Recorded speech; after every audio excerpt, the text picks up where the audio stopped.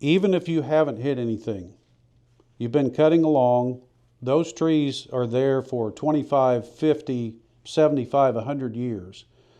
During that time, the wind has blown sand and grit and dirt into the bark of that tree.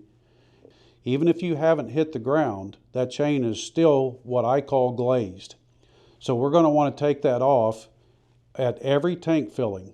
So once we've used a tank full of fuel, or in this case we've used a full battery, we want to go through and hit each one of those cutters 2 to 3 strokes. So we're going to set our tool up into our cutter, and we're just going to give each one of those 2 to 3 strokes. And that will knock that glazing right off of that cutter, and it'll cut like brand new again. Let's say that we've cut through a block of wood and we've touched the ground. Once we touch the ground, if you look at that cutter at about a 45-degree angle, you're going to see a glaring coming back at you, and that's because you're seeing the cutting edge of that chain.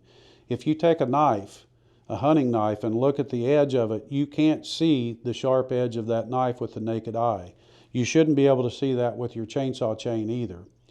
Now we get to the point, the question is, when's my chain worn out?